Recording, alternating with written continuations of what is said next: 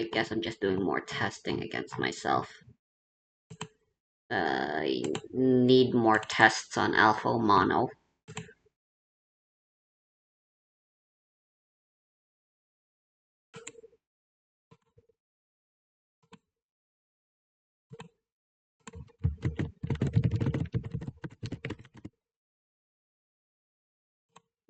Each file corresponds to a digit of an 8-digit binary number. Each move you can only move from files with a 1. Exempli gratia, 6 is that thing, meaning on move 6 you can only move from F and G if you're playing white, and B and C if you're playing black. Nice cosplay by the way. We get a 119 from India. E4. Okay, so I guess a lot of people still don't understand what the challenge was saying. No worries, just watch the video and see how it plays out. It is move number 1, the binary of 1 is 70 and a 1. I can only move on files that have a 1, which means I am actually forced to make a move from the A file. A5 is kinda forced. In case you don't know what a binary number is, don't mind it, just enjoy the show. Knight F3. Move 2, I can only move from the B file. B5. Opening up the bishop for Oh, later nice. reinforcing There's a it on binary move counter. 4. Queen D3. Move 3, I have 2 files to play with, absolutely amazing. B4. Next up, he'll only be able to Extending move in this pawns on the file. queen side, this entire game we'll probably only play on the queen side and physically cannot activate the things on the other side of the board. This half of the board is literally everything I have. Queen B3. Bishop A6. Pinning his e-pawn to his bishop, and even if he pushes I can also take because next is move 5 and the A file will be activated. What just happened? Ha! Well, I mean, a free queen is a free queen, and luckily Wow. enough, I can move the a-pawn. Well, but the problem is still here though. This challenge is eventually going to be a lot more difficult as time goes on. Knight D2, C6. Knight B3. Bishop We can E5. finally move the queen Making next way to turn. develop the knight. Man, I can't even make use of the bishop as moving it a bit too far can cause a permanent immobilization. Bishop F4. Move 8. I can only move the queen. Queen B6. Okay, this is really bad. Hopefully he doesn't take my knight though. My amount of pieces are already very limited. He did. Rook takes B8. I have nothing on the A file though. Gonna have No to long move something castle. back I to the mean, A file ASAP. that's impractical. It's gotta have to wait until like turn. Aha. On Pisan is possible, 1, but I don't want 2, to help 3, his knight 4. get developed. Bishop takes A lot C4 more instead. turns. On Pisan is not forced. Knight C5. I don't even know what to move. Rook A8. Okay, I just want to say this actually turned out to be way more difficult than I expected. Keeping track of the move number, turning the move number into binary, and also having to calculate forward to prevent random blunders is actually a lot of work.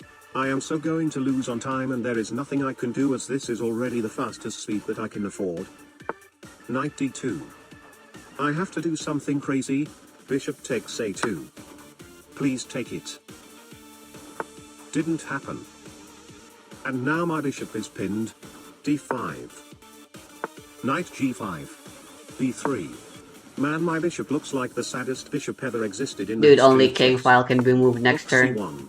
Queen B4 check. King D1.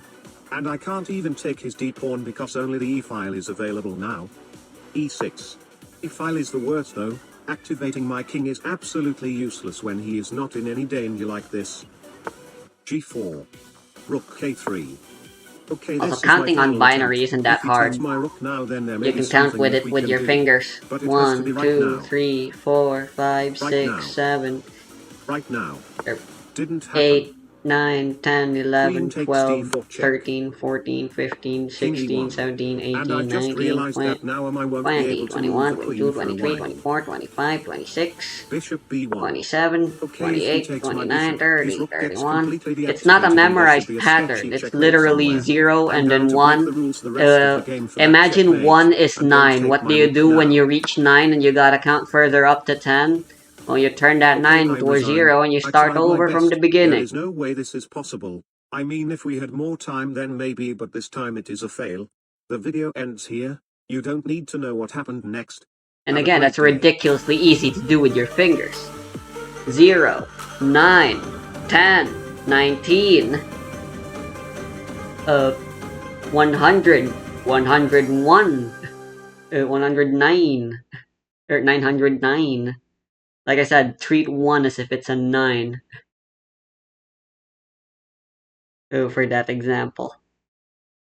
I don't know, it feels like What is people up, never duelists, get and it, but welcome like, to another Yu-Gi-Oh video. And I today I want to understood walk you it just through my fine. thought process when it comes to picking a deck for an important tournament. And this is something that I want to be applicable in general, but of course, since there is an important tournament coming up with the 300th YCS in Dortmund that I'm going to be participating in, I'm going to walk you through my thought process on that tournament in particular as well, just to use it as an example of what I do when I prepare for an event. So I am currently in the middle of preparing for the YCS. I have not yet decided on a deck, but I'm going to talk about like the different options that I'm considering right now, why I'm considering them, and then also maybe why I'm not considering some of the other decks in the format, and you know what my thought process behind all of this is. So I hope you find this helpful. If you do, make sure to leave a like on the video, leave a comment, let me know what you think of it, and make sure to subscribe. We are getting very, very close to 100k subscribers. Really want to hit that benchmark. So if you enjoy the content, feel free to support me in that way. Without further ado, let's get started. Now, the first and a very basic thing that you kind of doing anyways if you're an active Yu-Gi-Oh player is to understand what kind of decks are available in the format, and in general just have an understanding of what's going on. Now, of course, one of the things that I like to do is always look at different tournament results, but also like you get a feel for this if you go to locals, you talk to testing partners, you play online, whatever it is you do. It's important, in my opinion, to stay in touch with the format to not only know which options you have available, but also which decks you are expecting I guess to face. considering who we're up against, it isn't entirely that bad format, to you know, there are actually a pretty do wide nothing, variety but of decks that you can choose or that you can if we can expect get to face. another But level like 1 most angel, importantly, we of can course, at protect the moment we're ourselves. talking Draco Tail. You know, a lot of the I'll tournaments take the at the risk. moment, at least from the first weekend of Burst Protocol regionals, have been showing Draco Tail as the top contender in the top 8s, but also, of course, it is the deck that is being talked about the most. But as you can also see from some of these just example regional top 8 breakdowns that I'm bringing up here, is that we have a pretty wide format. We see decks like Radiant Typhoon, Vanquish Soul, even Malice is in this top 8 here. Mitsurugi is still a thing. You know, people are playing Yummy variations. There's a whole bunch of decks that you should be familiar with. And of course, in order to make the best choice, I need to understand what kind of decks are around, what I'm expecting to face. At the moment, I think my biggest focus is on beating Draco Tail, or at least having a solid matchup into Draco Tail, and all the other decks. It's basically a bonus to have a good matchup into the other decks, but they are something to be considered, of course, as well.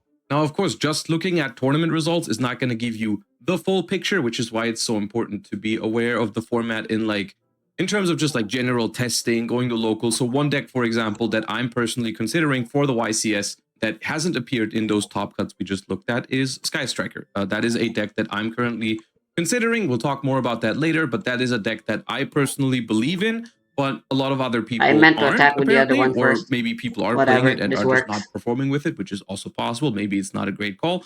We'll talk more about when to make a meta call and when to just play a meta deck a little bit later. Another thing that comes first is actually understanding your goal when you're entering a tournament, because this is something that is quite important actually, and plays maybe a bigger role than you might expect, even for a player like me, where you would think like, oh well, the goal is just to do as well as possible, which in theory, yes, of course, but in practice, there is more to it. I'll give you an example. For the 300th YCS in Dortmund, the goal could very well be, I want to play the deck that gives me the best chance of winning. You know, I want to play a deck that if I make it to day 2, or if I make it to top 8, it has the highest chance to win the entire tournament, because I want to win this tournament no matter what.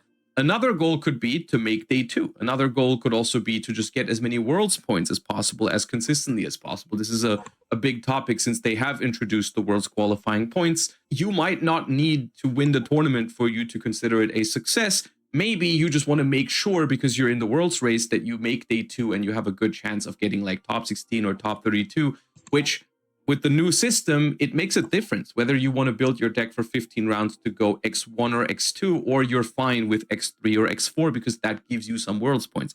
An example of this, one of the decks that I'm also considering for the YCS is Draco Tail. Draco Tail, in my opinion, is a deck that is pretty consistent and pretty strong, but also very much expected. So what I mean by this is I think it's got a very solid chance at getting me to day 2 and maybe even into top 32 or top 16 if I have a solid run. X3, X4 definitely very, very likely or possible with Draco Tail. However, if I do make it into the top 8, I personally think that Draco Tail is not the deck with the highest chance of taking it all from there, because realistically, it is the deck that everyone expects. So if you make top 8 with it, then there's a high chance that the other people who make top 8 also have a lot of experience against Draco Tail. Maybe they're playing Draco Tail themselves, and then you're going to be playing a mirror match against very good players, or they are very well prepared for Draco Tail because no matter what, to make it to the top 8, they must have beaten a lot of Draco Tail, right? So in that regard, you can see where it can maybe make a difference or maybe play into your decision making a little bit, what your personal goals are, because maybe you care about winning and nothing else matters, or once again, maybe you're happy with day 2 and so you just want to play a consistent deck that you know very well, and so on and so forth. All things that can play into your decision. And this is something that in the past, if my goal was to try and win an event, I was much more willing to make a meta call. Whereas in seasons where I was mostly focused on just doing well or getting some worlds points, I was playing more maybe consistent meta strategies, right? And this gets me into another interesting point, which is playstyles, because playstyles do exist in Yu-Gi-Oh! It is a point of that people argue over, because for the longest time, and this is something that I also used to believe, people were saying like, oh, playstyles shouldn't exist. You should just pick the best deck, period. You shouldn't pick the deck because you like it more than another deck, simply because you're giving yourself worse chances if you're playing a deck that is worse just because you like it more, right? And this, on a surface level, I think is true. In theory, your personal preferences, if you're trying to do as well as possible, shouldn't matter, right? You should just pick whatever you think is the best deck. However, I do think it is a little bit more personal than that, because ultimately we are all humans and we have personal preferences, and ultimately this is a game that we're playing, even if it's a competitive one, and you're trying to enjoy yourself, not only during the tournament, but also in your preparation phase. And something that I found, at least for me personally, that's working better is if I play decks that I enjoy, because then I have more motivation to play them in anticipation of the tournament, so I'll have better practice. Could I do well if I ever decided Malice was the best deck for a tournament and I just play it up and down the week or two before the event and try to learn about it as much as possible? Maybe, right?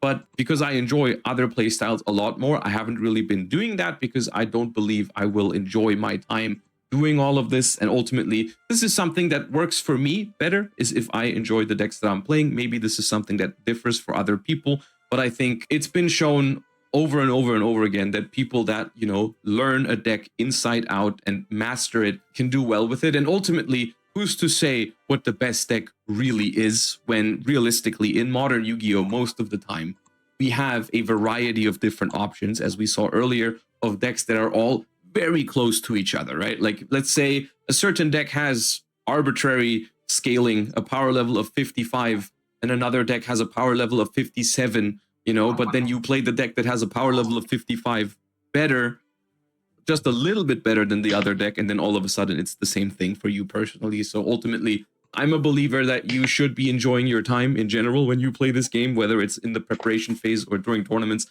And it just happens, like, we're all human. If we enjoy a deck more, we're gonna play it better, which is especially true the longer you play this game. For me, I've been playing this game a long time, and the more often I play the sort of strategies that I enjoy, the more often or the more used to I am to the game states that they create, so the better I play them, right? Is at least how I feel about it. So I think there always needs to be a balance. Of course, there's a reason why I'm not considering Paleozoics for the YCS, for example, because still ultimately I want to do well, and so the deck needs to fulfill at least like the minimum requirements of being like a strong deck. I need to believe that it can win, but within that realm, usually there are a couple of decks that I believe can win. Like, for example, 300th YCS, do I believe Draco Tail can win? Yes. But do I believe Radiant Typhoon, Vanquish Soul, or Mitsurugi, or even Sky Striker is a deck that I'm considering? Do I believe those can win? Yeah, otherwise I probably wouldn't consider them. There's always a choice to make. And so when I choose between two decks that have roughly the same power level, I'll be inclined to pick the one that I personally prefer. Which leads me to the question of when you should play meta decks and when you should play rogue decks, or when you should try to make a meta call, because I do believe there are both kinds of players. There's the player that always tends to play like the meta deck, that always tends to play what everyone considers to be the best. And then there's the player who always tries to make a meta call, always tries to do something special because they like catching people off guard. And of course, as I talked about earlier, both of those ways have their advantages, right? Like a strategy that catches people off guard, I think has a higher likelihood in general to, if they get deep into the tournament, to convert that into a potential win. Whereas the other, the meta player, has a higher chance of doing well in general and getting like consistent X1, X2, X3 records depending on the size of the tournament. But then there's a high chance that they will run into people that are expecting their strategy, right? So how do you make a decision? Personally, I don't believe that it's correct to always do one or the other, unless, of course, this is once again a personal preference of yours, like you just love to play meta, or you love to play meta calls or make meta calls. Sure, by all means do that. From a competitive perspective, I think it's important to remain balanced in that sort of thing, to basically tell yourself, okay, I'm going to try to make a meta call when I really believe it's a good time to make a meta call. But also, if I'm trying to make a meta call super hard and it doesn't work, you shouldn't waste too much time in your preparation on that. If there's a solid meta deck that you like or that you think is really strong, and that most importantly has a good mirror match too, then, you know, there's nothing wrong with playing that if you're trying to do well, because ultimately people play Yu-Gi-Oh! To very varying degrees of skill. And so if you just pick one of the meta decks and you learn it and you master it and you play it better than everyone else, there's a really high chance you're going to do well, because most Yu-Gi-Oh! Formats are quite skillful. Now, of course, there's outliers. There's formats where, for example, Tearlaments was by far the best deck. And if you are not playing Tearlaments, you are actively hurting your chances of doing well. 100% that happens. And it's important to recognize that. You know, I remember for Tearlaments format, there were some YCSs where I was just, even though the Tearlament mirror match was really good, I was trying to make a meta call. I spent a lot of time testing different rogue strategies to trying to find an edge against all the Tearlament players, and it just ended up not working. At that time was a little bit wasted. But it happens, you know, like if you want to put in the time to try and make a meta call, I think it's always worth a try. But keep in mind that it might not always be the best choice in the end. Then again, I have other examples. When I won YCS Prague in 2017 with Paleozoics, that was basically a deck that was on not many players' radars, but it just happened to have a really good matchup against the deck that people considered almost tier 0, which was Zodiac at the time. And that ended up being a very good meta call for me. And so it's important to have that in your mind, to try and understand. Of course, once again, I'm giving you tools to make decisions. You're not always going to make the right decision. You know, I've played tournaments where I picked a meta deck and it didn't do well. I've played tournaments with rogue decks and I didn't do well. You're always trying to get yourself the best chances. That doesn't always mean it's going to work out. You know, it's just something that you got to understand as well. Is like sometimes you're going to make incorrect decisions. Sometimes you make the right decision and it still doesn't work out. Sometimes you make the wrong decision and you still top or maybe even win a regional or bigger tournament. But ultimately, it's all about the preparation, right? You want to make sure your preparation is as best as it can be, pretty much, is what I'm trying to do. So with all those concepts in mind, let's maybe take a little bit of a look at the current format and talk about the current decks, just to see all of this in action a little bit, right? To help conceptualize the things that I've just said, right? Like all of those concepts that I've given you. How do I apply this to the current format? Now, the decks that I deem playable right now is obviously something. I've made a tier list about this. We saw some regional results earlier. There's a couple of decks that I think are decently well positioned in the current format personally. Let's go over some decks, or let's go over the most important decks in the format and talk about why or why not I personally consider them a little bit closer. All right, so let's start with the obvious elephant in the room, Draco Tail. A deck that, for obvious reasons, I am considering for the upcoming YCS. I like the playstyle of a deck. I think it fits my more grindy playstyle very well. It's a deck that I have experience with. It's a deck that I've played in basically every format. And also a deck that I think has a decent skill ceiling. You know, I'm not too worried about playing Draco Tail mirror matches. I think usually they are pretty solid matchups. So obviously it is a deck that I am considering for the upcoming YCS. A downside when it comes to Draco Tail is that the deck is going to be super expected. Everyone is going to be preparing for Draco Tail. It is the #1 contender right now. If you're looking at predictions, regionals, and so on and so forth, everyone is going to have it on its radar. And B, I'm not the only one who's been playing Draco Tail for a long time. You know, for example, the YCSs, since Draco Tail has come out, I haven't played it. There's other people who have more practice than I have with Draco Tail. There are genuinely people out there that I believe if I meet them in like day 2 or top 8 of the YCS, it's going to be like a 50-50 at best. You know, that is something that I gotta acknowledge, right? There's people who've been grinding a lot of Draco Tail. Shout outs to Jordan, who won a bunch of opens with Draco Tail like back to back. I don't think, even if I'm good with Draco Tail, I think at best I'd have a 50-50. So Draco Tail for me as of now is basically the option that I am picking if I'm content with making it to day 2 and just getting some worlds points, right? Which is something that maybe is the rational thing to do, maybe because I am somewhat in the world's race in Europe right now. I think I'm 25th right now, and you need to be top 16. So it's still possible, the worst spot. And realistically, if I get some decent points with Draco Tail, I'm very much still in it. So that's why I'm currently thinking about picking it. But it always feels weird to me to pick the deck that I think is like likely to get me to day 2, but not likely to get me the win. Because realistically, like I said earlier, if I make it to top 8, I don't think the chances of me winning the whole event are the biggest. Of course, they're not zero. Like if I make it to top 8, which is a big if, but if I were to make it, there's a chance I win. But there's also a decent chance that someone is going to be very ready for Draco Tail. The next obvious pick for me in terms of playstyle would be Radiant Typhoon, a deck that I really, really like. And I am considering it, but it's been a little bit like moved to the back of my priority list, because I'm afraid of its consistency. It's not the most consistent deck. It has like 12, 15 starters if you want to be generous, because like Crocea and Megala don't really count. And you can play more if you play Noble Knight's Shield Bearer or you play Tanky. You know, those are all things I've tried. And of course, the more of those you play, the more consistent it gets, but also the worse into Droll and Lockbird, and also the less non-engine you can play, and so on and so forth. So it's been feeling a little bit like a risky choice, but one that could really pay off, because I think Radiant Typhoon has a pretty solid Draco Tail matchup. On the other hand, you know, people know this, and people have been doing some pretty crazy things against Radiant Typhoon. You know, people are playing, I've seen Magic Deflector, I've seen Spell Canceller, I've seen Invader of Darkness that people send. They go Cartesia into Granger, you know, and then they revive it with Sanctifier or with the Fallen and the Virtuous, which Invader of Darkness is a high-level dark monster that says your opponent can't activate quick play spells at all. So stuff like that is something I'm really scared of with Radiant Typhoon, quite frankly. And so here, both the consistency as well as the chance of being hard countered leans me to believe that it's a good deck to make day 2, maybe top with it.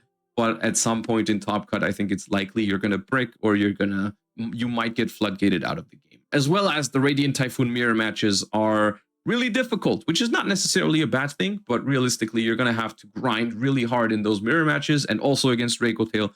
So it's also a very mentally tiring deck for a 15-round YCS plus potential top cut, which is not necessarily something that scares me, but it is something to consider. A deck that I like, but I'm not considering right now is Vanquish Soul, a deck that I adore, of course, pure Vanquish Soul, as you know, and the deck really with 3 Raisin and 3 Stake Your Soul feels a lot more like pure Vanquish Soul now, but I personally don't think it keeps up with the power level of Draco Tail right now very well, because that used to be one of its best matchups. I think that is no longer the case, because if they open with the Fallen and the White Dragon or Spenta or any of the things that they can do, I think you actually don't break the board very easily anymore, which used to be the case. You know, a pure Draco Tail end board really breakable for Vanquish Soul, but the Albaz and Magista stuff that people are throwing into the mix make it a lot harder. And so for me personally, I felt like it was a little bit too weak going second, but it is a strong deck. I'm aware it exists, but I personally haven't been convinced by it. Mitsurugi variations are something that I also tested for the YCS, and I personally felt like they were okay. I think it's definitely possible for people to top with Mitsurugi. So in theory, it's an option. In practice, I've just kind of like put it to the back a little bit because slightly inconsistent, not as good of a grind game anymore with one Habakiri. However, I like the fact that it is one of the decks that can still play Dominus Impulse. Personally, unlikely that I would play Mitsurugi. I mean, at this point, we are 3 days before registration when I'm recording this. It's probably going to be uploaded in 1 or 2 days. So I'm currently not considering Mitsurugi. So it's very unlikely that you'll see it. My meta call for this tournament, if I were to want to make a meta call, would be Sky Striker, a deck that I've, of course, you guys know I really, really like that deck. Oh my god, yes, I love Ray. I would die for Sky Striker A's Ray. I think it's really grindy. I think essentially like a little bit like Radiant Typhoon in its concept. You know, you got a lot of power spells. Man. I think the difference is it's slightly weaker going first, but stronger in the grind game, and also has, in my experience, a strong Radiant Typhoon matchup. So like instead of playing Radiant Typhoon mirror matches, I think you're playing a deck that is favored into Radiant Typhoon. And Radiant Typhoon is a pretty expected deck at this YCS, so I'm a fan of the idea of playing Sky Striker, which basically has almost the same matchup spread of Radiant Typhoon, but is better into Radiant Typhoon. And of course, once again, this is a personal preference kind of option, right? So at the moment, if you asked me, you know, which deck are you going to sign up for YCS Dortmund for, I would tell you it's between Draco Tail and Sky Striker, basically whether I want to make a meta call or whether I want to play the deck that is the most likely to get me Worlds points, which would be Draco Tail. Other decks that I'm not considering, but I am very much aware that they are in the format, stuff like K9 Crystron. I'm gonna be honest with you, that deck is quite frankly just not my style. But not just that, those decks are not my style because I don't really believe that they give the better player the best chances of winning. The way I look at combo decks very often are that they are very hand comparison based, at least if your opponent plays well. You know, do they have the Fuwa? Do they have the Perulia? Do they have the Droll? Do they have the Imperm on Noroi?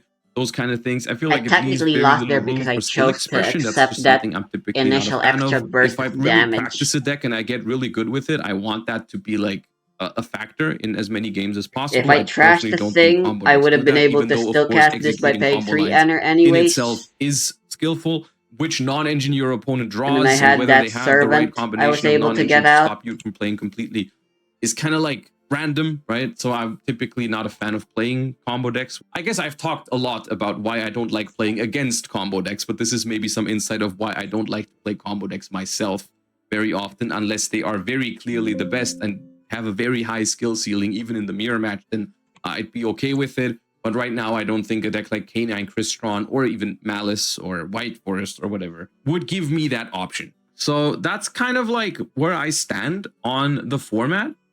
I think it's a pretty solid format. The decks that I happen to like also happen to be good right now, which is not always the case. You know, sometimes we are in formats where there's definitely more combo decks that are relevant, or you kind of need to play a combo deck to compete.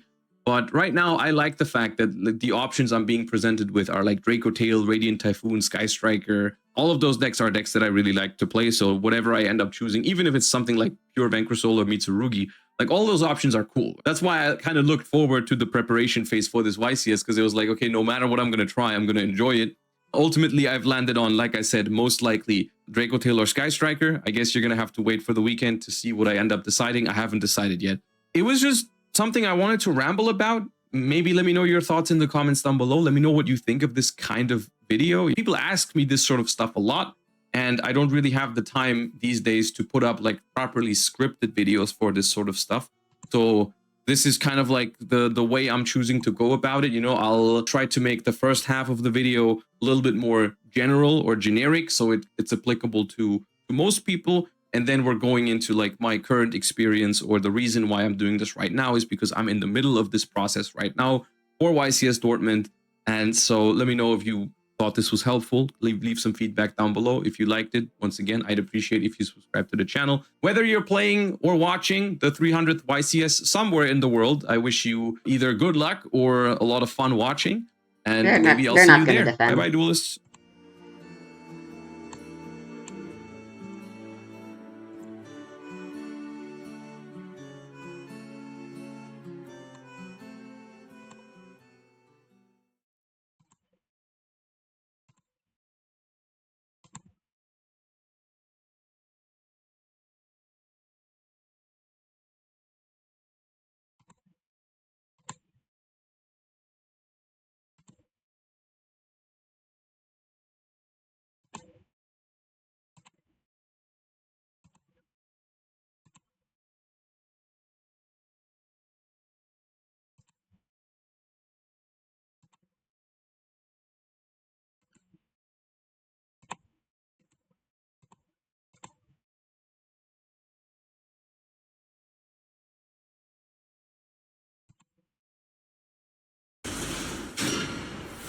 Oh, prep with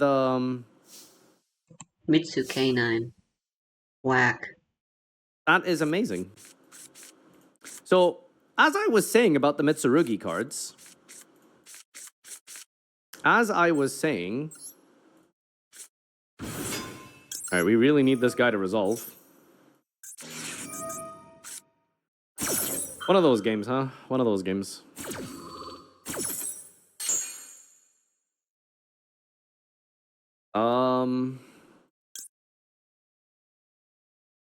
Well, the canines give decent amount here still. Definitely just search Azuna, right? I'm pretty sure we have to make the Ripper. Ripper! Activate the effect. This is where I get targeted. The MD Shuffler prefers one-offs. I've heard this conspiracy many times. You will never convince me that that's true. Although I will say I've seen those cards way too often. Okay, so I mean, I just get Case, right? Or I could just go for a Lantern? I think I go for a Lantern because Case is like a good top deck, right? Like, unless I'm like trying to deck then, I suppose. The Noroi send Case, look at hand. Maybe. I like having Lantern for follow-up, though. I only play one. Force Release. Do we get Force Release anyway? If one activate a Multi effect this turn, set a... Yeah, we still get it.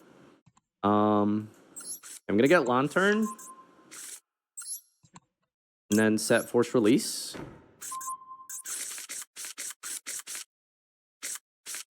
Alright, well... That's all I can do with Maxi resolving.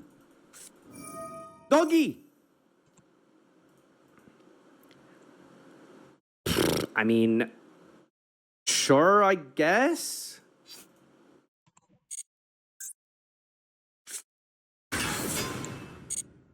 I mean, I'm not gonna negate that. God, remember when this was like the engine? Remember when this was the best deck? That's crazy. There was a point in time where this engine was nuts. Ooh, that's really bad. So this immediately turns on, right? While we control an adventure token. Okay, so I have to force release here, I suppose.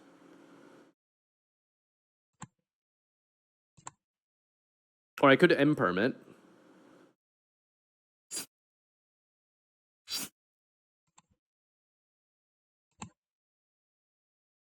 I don't know, there's like multiple options, right? I could impermit or I could go force release. Force release, go up into Doggy. Or maybe the, can you rank up into... with a different name? Like, we could go into the Book of Moon. That's really good against Synchro, right? Are we assuming it's Synchro? What does the big guy do on the opponent's turn? Look at your opponent's hand and banish one card from it face up till the end phase. You think it's too early for force release? Only K9? Oh, I thought this guy was a K9. That's funny.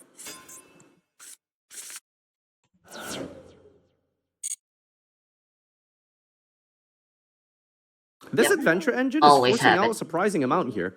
So he can activate the effect, get a guy like Princess, special summon it, and then get the equip, and the equip can force out Ripper. Dia Bellstar, that's terrifying.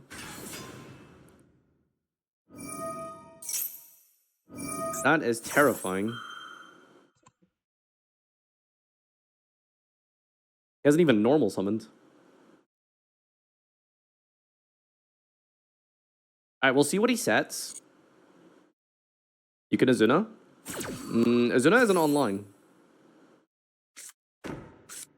Oh, wow. Okay, it is Sinful Spoils. Snake Eye Adventure Synchron. By the way. What are we doing here, man? What are we doing here? I can't let him resolve the Sinful Spoils, right? So I go force release, pop the Sinful Spoils, he negates, I impermit. I mean, right? Like, I can't let Sinful Spoils resolve. You can force release to pop Griffin Rider. I mean, he's going to use the negate, so I have to impermit. He just summons Jet, no? What is Jet?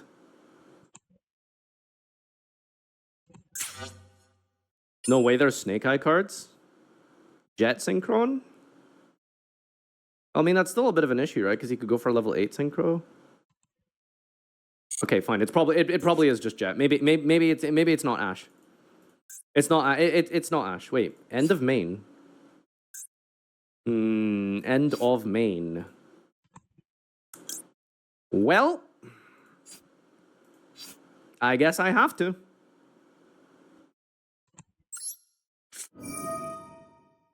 Force release. Probably negates. Pain. Okay, so what do we pop? I guess we just pop the Sinful Spoils?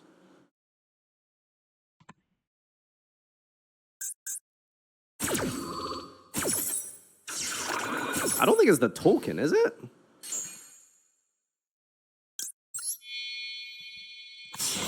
You think it's a token because it's level 5? You have the equip in hand? That is true, they did search the equip.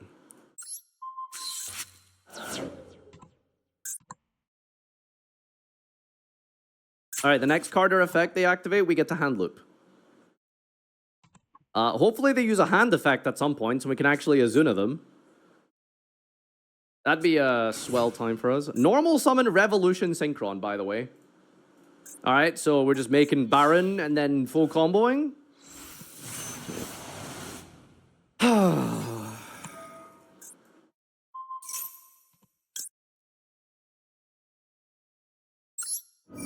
There is hope, I suppose. I mean, they most likely negate this. Alright, so our only lifeline is, what, they have to use a monster effect in hand, which, I mean, is possible. Because they can't use their normal, they don't have a normal. They don't have a normal. We might live.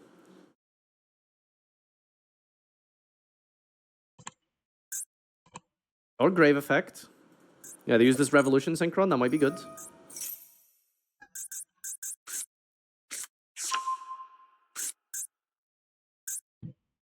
What does this guy need again? Okay, so it's just Glow Up Bulb. They're probably going to use it. Add the Rite of Aramesa. Yeah, you do that. Alright, Grave Effect acquired. So what are we making? Hey, this is another level 10 Synchro?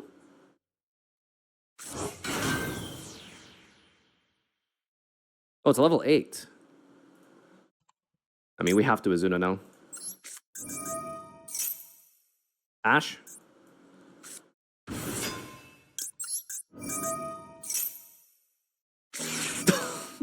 God, you're... Oh. It's just one of those games, huh? It's just one of those games. What is Junk Signal?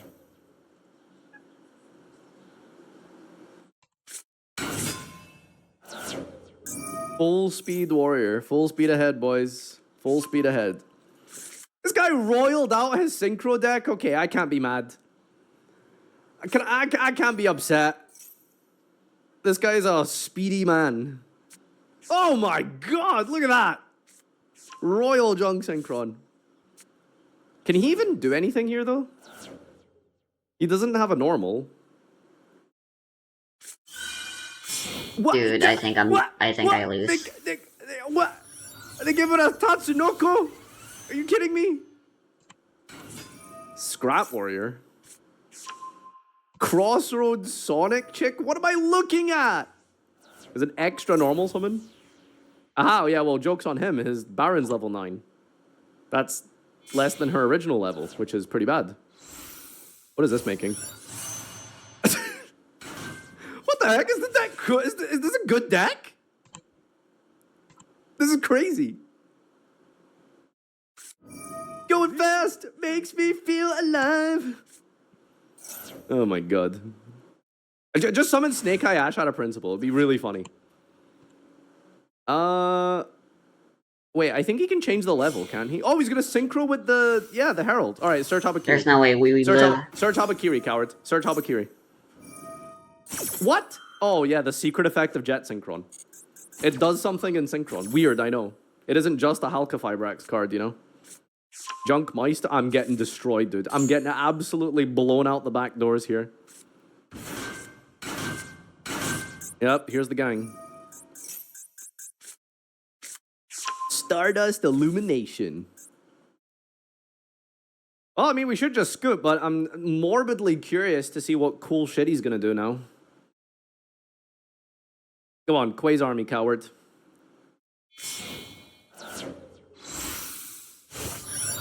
We are summoning All Art Stardust.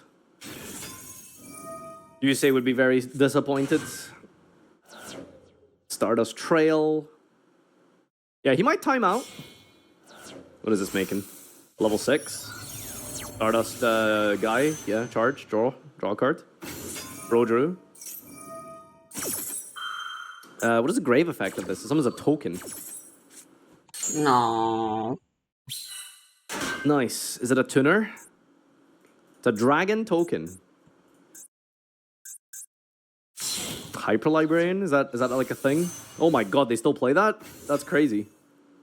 Alright, now what? He still has Jet Synchron? He still has Assault Synchron? Oh, lord. You are my sunshine, my only sunshine. You make me depressed. What is he using? Stardust Synchron summon itself. They can deprive me of N or 2 if they wanted to. Is Synchro I'm summon sure using they're material playing the red. special this? Oh my god. They didn't play it though. Please Quay's army, daddy.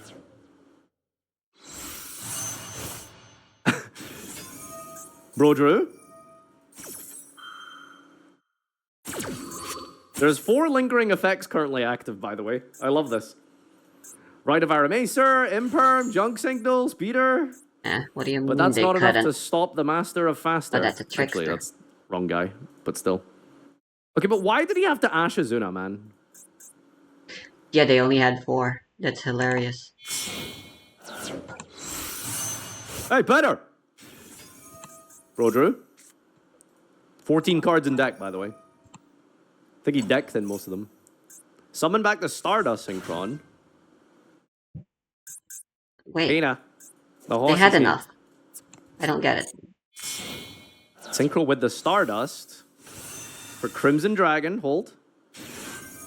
Bro Drew. Wait, you can Exodia me as well? Like, what's going on? Target Baron who's level 9? What? They still win, by the way. What? They don't care. Does that trigger? It doesn't miss timing? Oh my god, dude!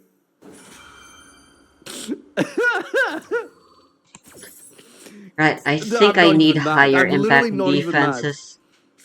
Does he play 1 Diabell? That's crazy.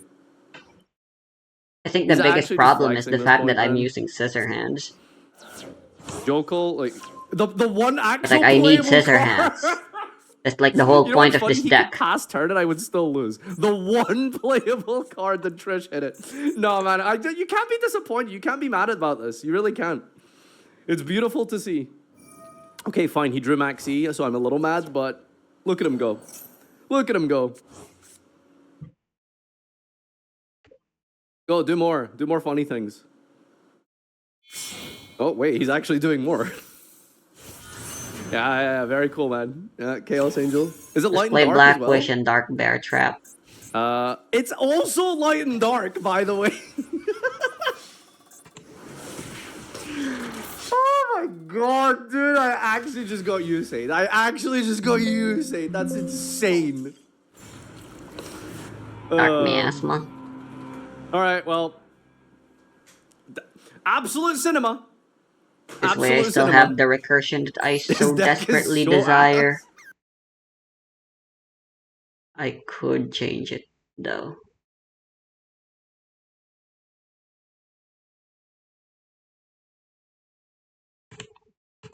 I think Evil Plan would be more efficient.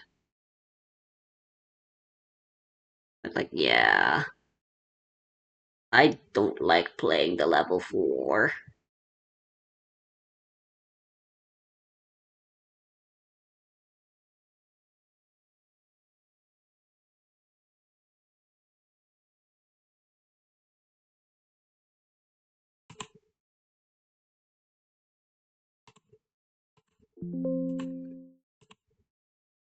Is this the same guy? I don't actually know. Yeah, it's the same guy. I'm not sure they want to play against me still.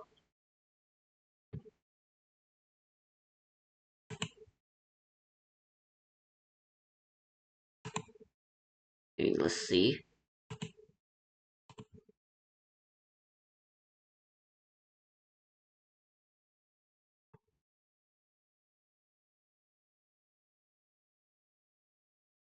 I could stick to Hirana Angel Diva, but I want to play something else.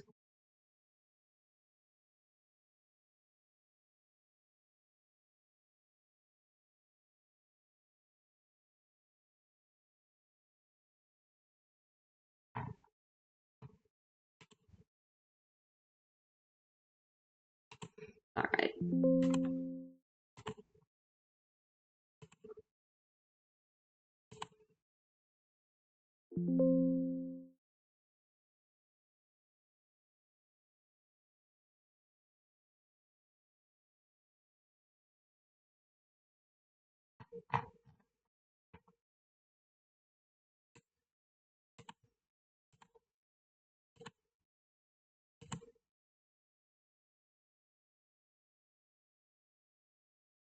This is already a perfect starting hand, though.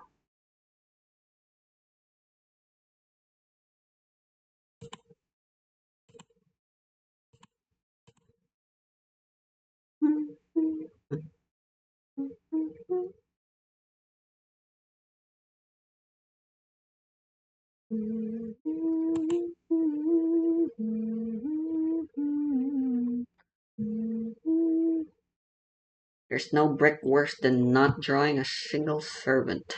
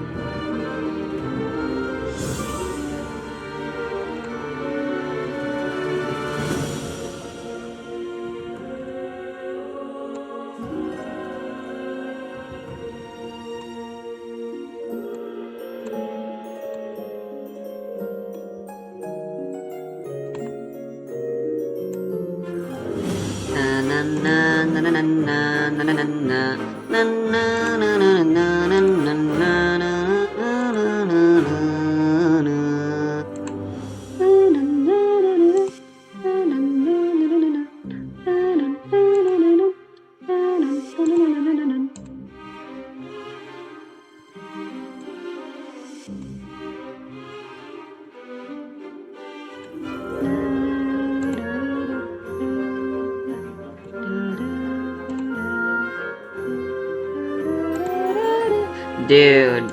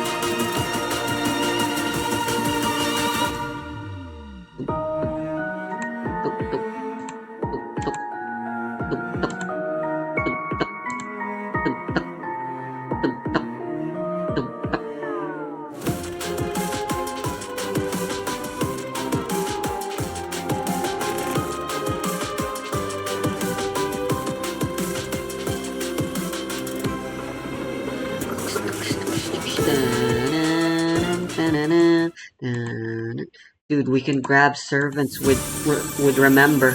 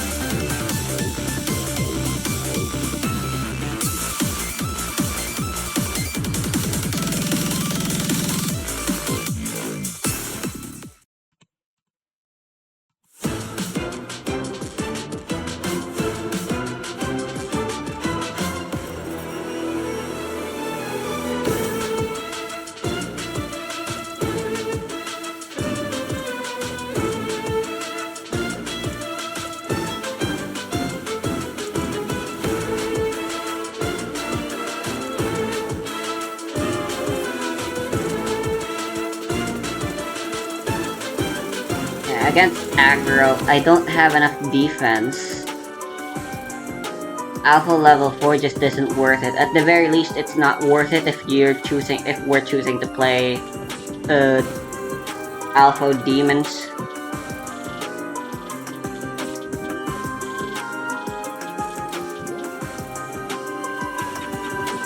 If I choose not to play Scissor Hands in favor of more defense,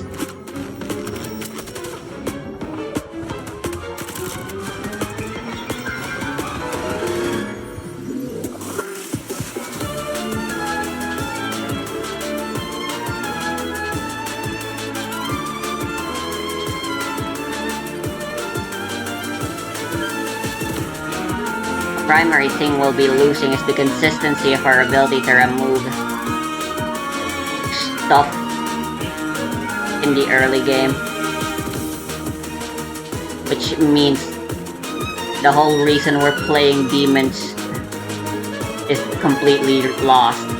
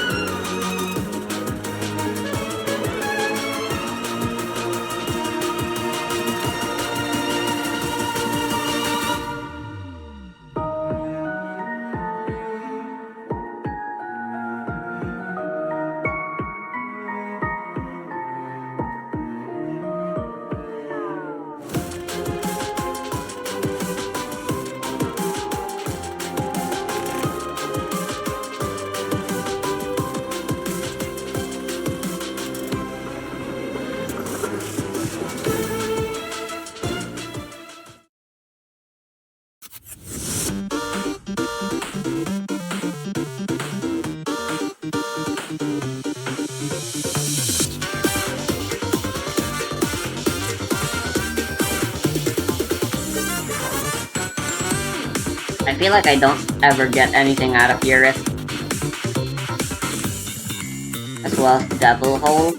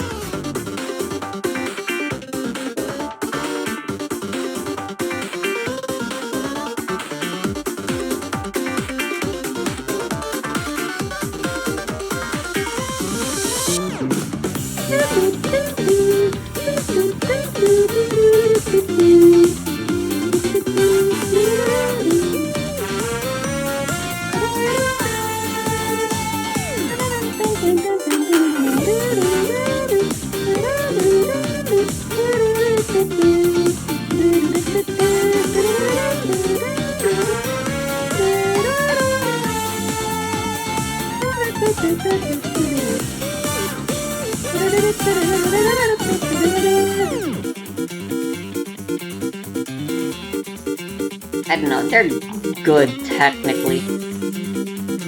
It's just been a streak of bad luck technically, I feel like. I think, I hope.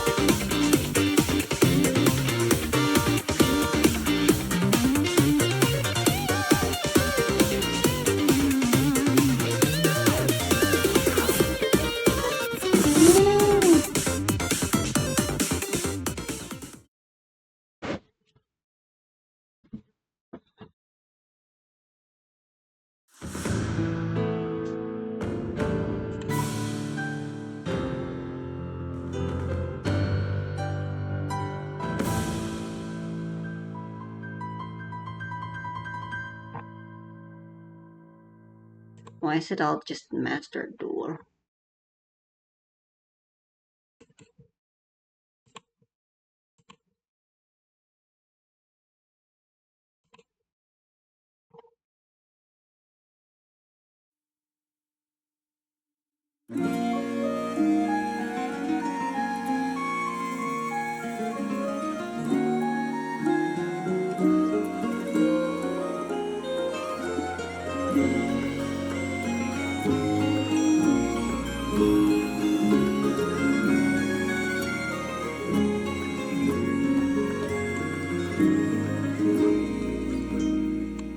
As I walk through the ashes of what I used to call my humble abode, in what used to be a vibrant home to us full of glee, now remains a sad melody. Little voices crying for help lingers in my head like a haunting lullaby. The fire that burns these echoes of screams scorches my heart with grief.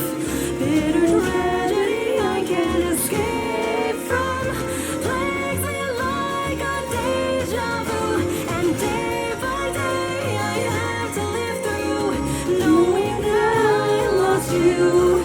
It's an infinite cycle of sorrow, wishing you back in my arms.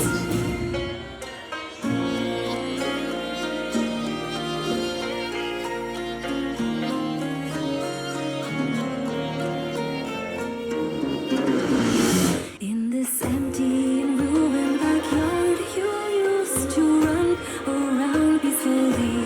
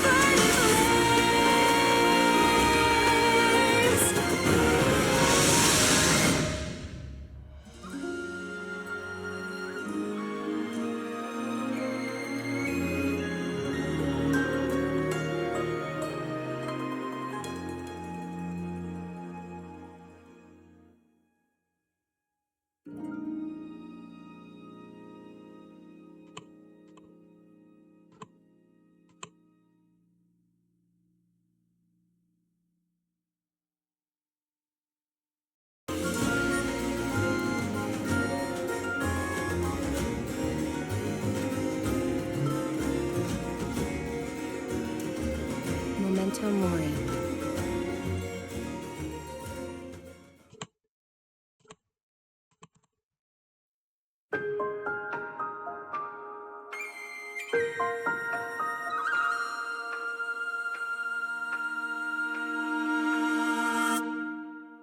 Holding on to everything, I treasure all that's dear to me, remembering the days that are gone. Like the warm and dappled sunlight swaying gently on my nose, I can't forget the cozy scent of you. Clock is ticking, going steady like it's always been. Now I can hear it clearly again. Each and every word you spoke to me, they keep on coming back. I always think of you. Loneliness won't disappear so easily, trust me, I know. But that's not the only thing I know. Kindness all around me in the shelter of your loving heart. Even now I'm thankful for it all. I wanna see you always all the time, and my feelings for you, they keep on growing so strong. Memories of you and the time that we spent, see them smirking in colors so vivid now. I'll be alright, I'm doing just fine. What am I still a hearted, keep pretending to be brave. Will I be able to grow up this strong one day? As for now, I don't know, but I'll keep on walking along this road.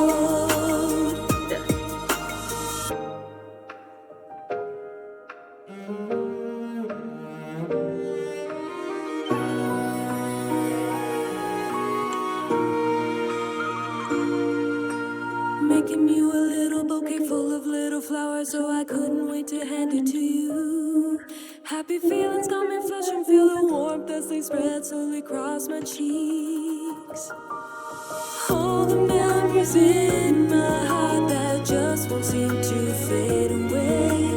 If you think they're sadness, well they're not. Kindness all around me in the shelter of your loving heart. Now I'm done, I'm thankful for it all. I wanna see you, but I'll keep on looking ahead, though I don't know what the future may hold. Not just in memories of you, you're so near, living deep in my heart forever and more.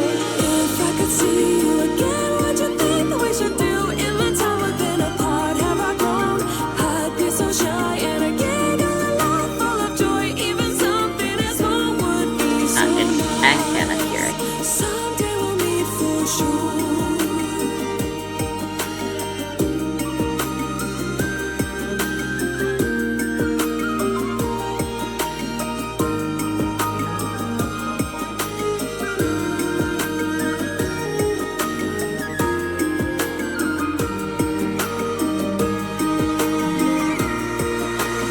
I wanna see you always all the time, and my feelings for you, they keep on growing so strong.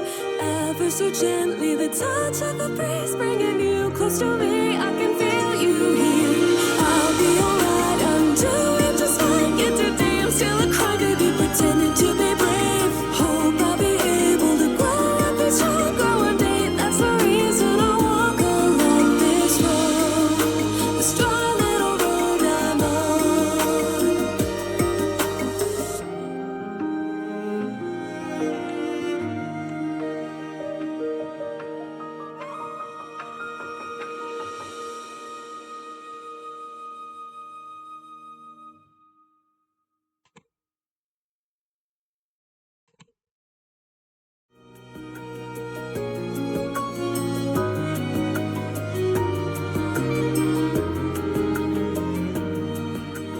Memento Mori.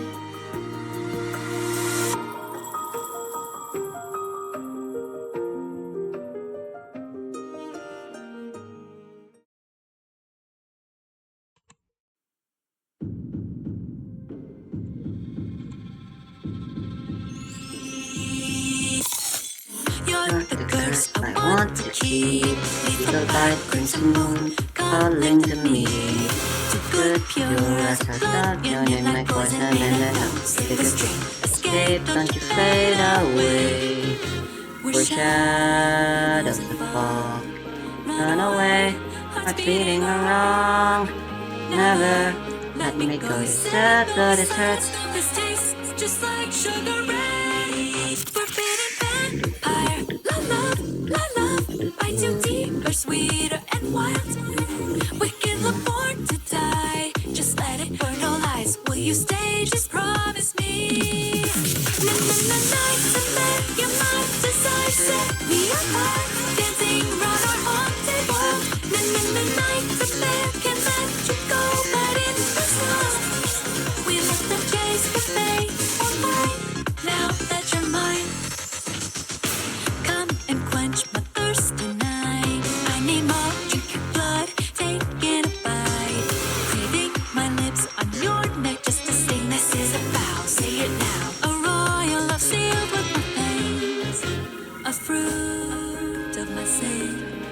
Moonlight paints shadows on your skin. Still I want you now. You're scared, but it's you. Don't waste me from the darkest of fight tonight.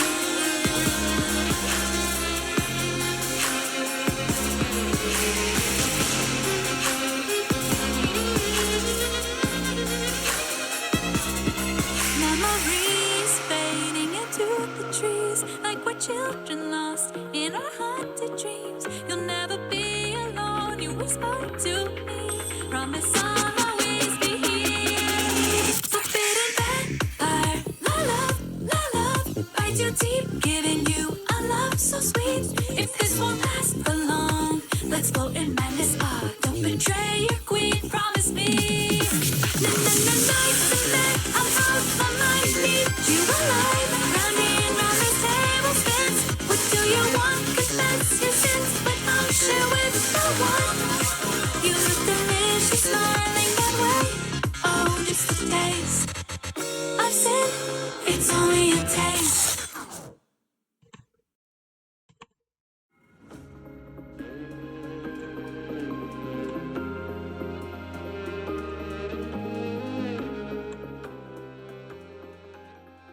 Memento Mori.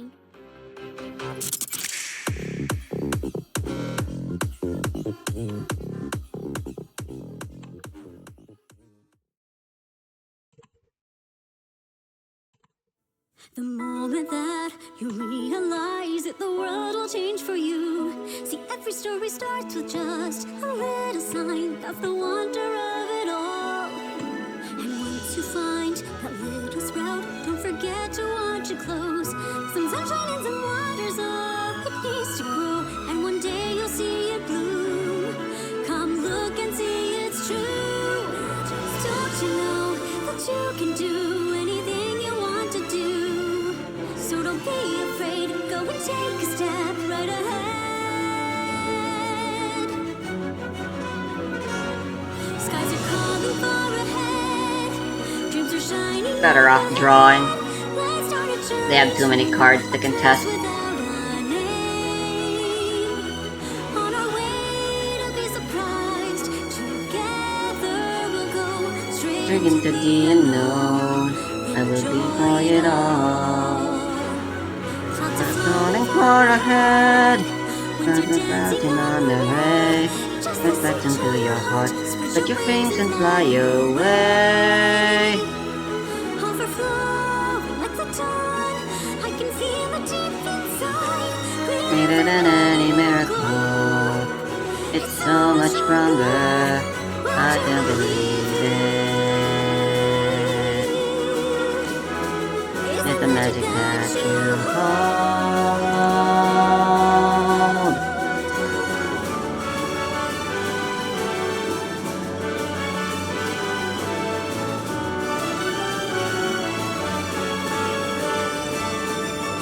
Sometimes it's hard to keep a smile when the evening feels so long.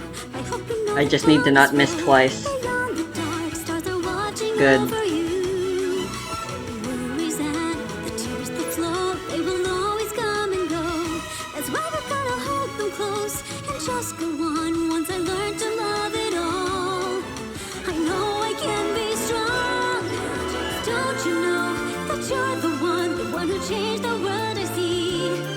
What was black and white has been painted bright, full of life.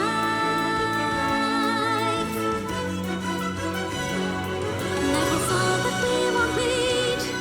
To the light that shines ahead. This is the prologue to a never-ending tale. If you ever feel alone, don't worry, because no matter what you know, I will be there with you. Stars are calling far ahead, wanna see what lies ahead. We'll always find a way to go any place we want. And I've known it from before, from a long, long time ago. Greater than any miracle, it's so much brighter. I know it's magic. Everything is magical.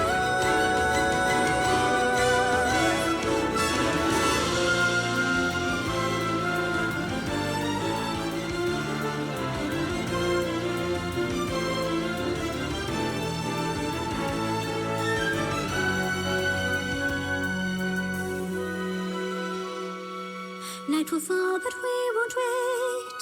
Dreams are shining up ahead. A new adventure waits. Today we start this tale. Feel the beating in our hearts begin to race. That is the sign that we've been waiting for. Clouds are flowing far ahead. Winds are dancing on the way. Just listen to your heart. Spread your wings and fly away. Someday soon you'll come to find there's a wish that's born inside. Greater than any miracle, it's so much stronger. Yes, I believe it. It's the magic that you hold.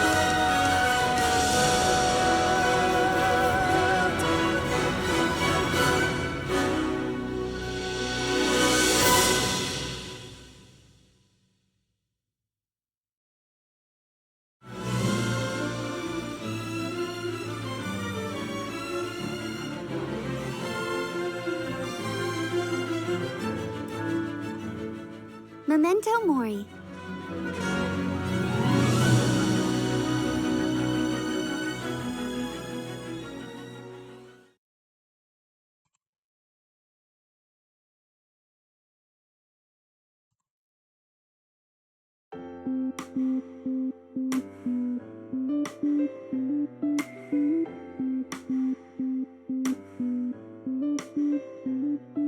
I'm walking in the early morning, carrying emptiness alone. The hazy, fussy shadow is following. No one comforts me. My overflowing hope is already withered away. Only an empty heart remain here. It's so quiet here. I wish I could erase my memories. Just keep it all from my mind. Sometimes I can't remember how do I breathe, but it's okay, I'll find a way to smile.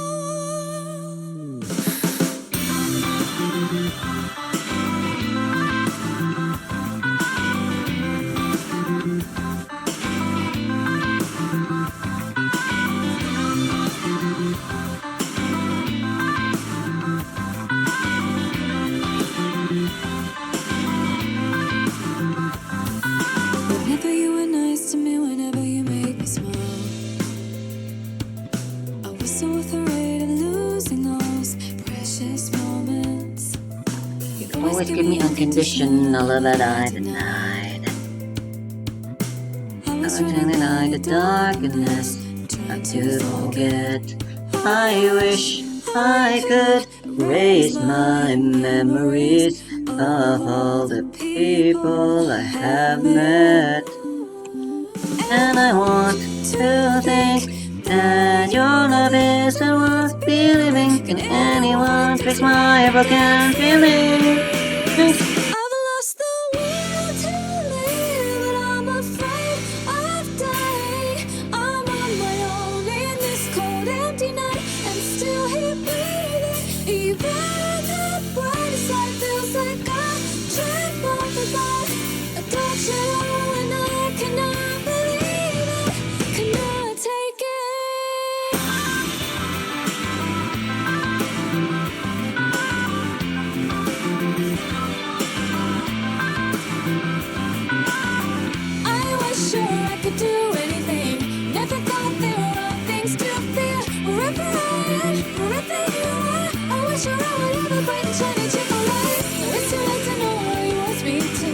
I knew tomorrow wasn't lonely when the winter flower. And feel alone when you're gone. I lost the will to live, but I'm afraid of dying. I'm on my own in this cold, empty night. I'm still here breathing, and now okay without you, even not here. Claim the light is coming through the sky. No matter how I spend my days, I still got room left to go. I won't deny myself anymore. Make me feel like me, even that bright side feels like a drag from the bay. I don't shed off, but now I can't breathe. I'm reaching for the sky. I'm reaching for the sky. I'm reaching for the sky. I'm reaching for my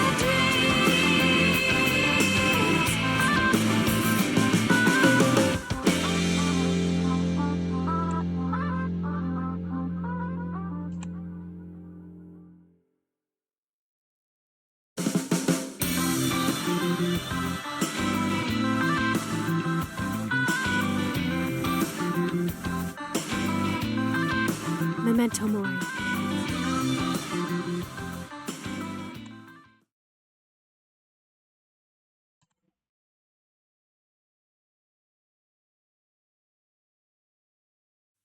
Swallow my sorrow, my heart holds a shadow, but life must go on. Give me light, make me strong. Still looking for.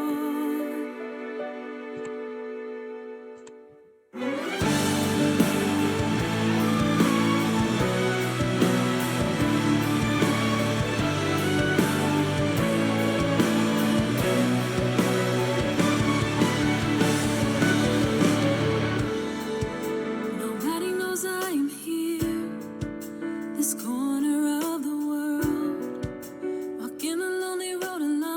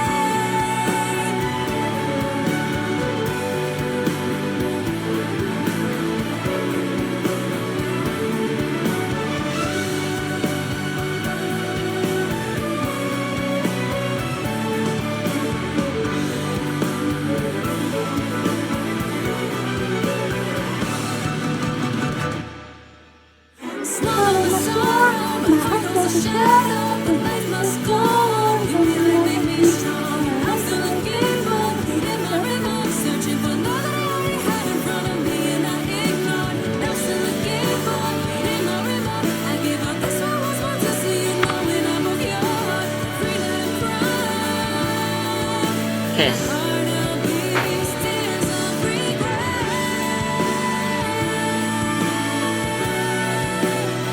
Clouds fly away. I feel this tonight.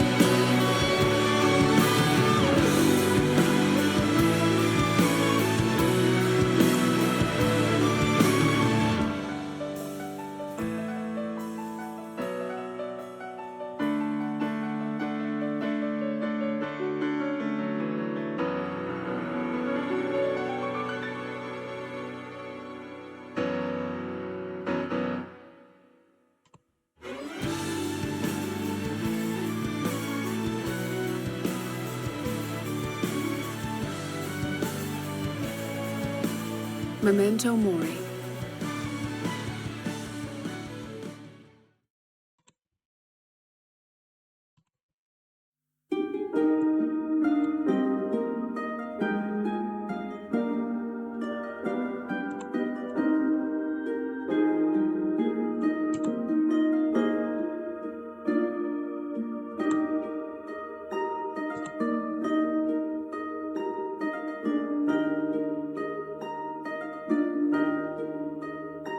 Sinking deep into the darkness, shadows fall upon my heart.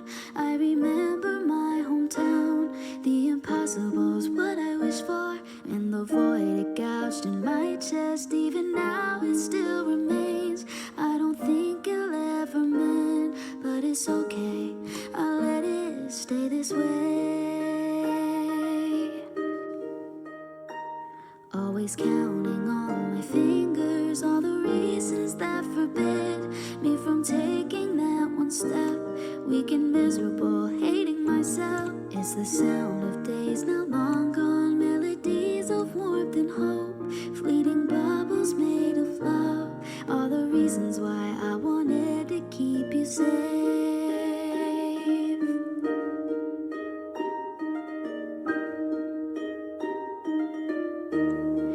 My only wish is for you to find your peace, is for you to find your peace. Always praying for you to be somewhere safe and sound. I hope that you're happy where you are. I just wanted to say, when I heard the waters rippling, I knew how to find my way, and I owe it all to you. All these memories as clear as they can be.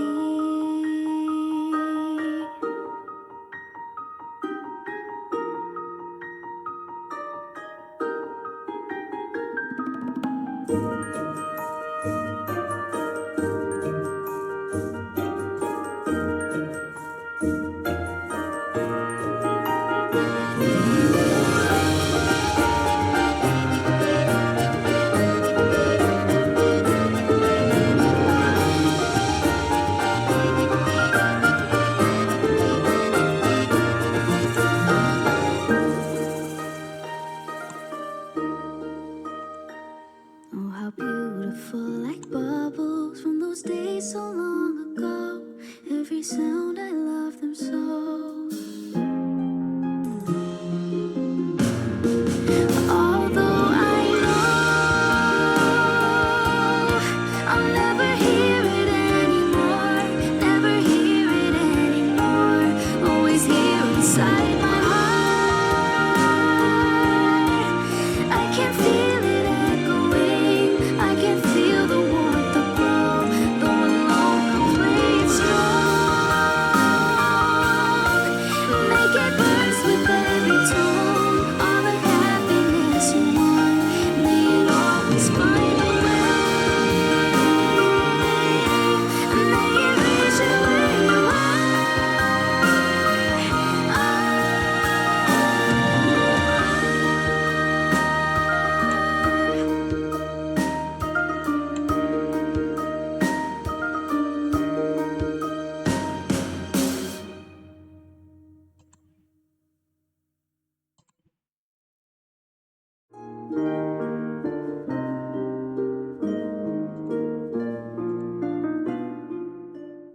memento mori.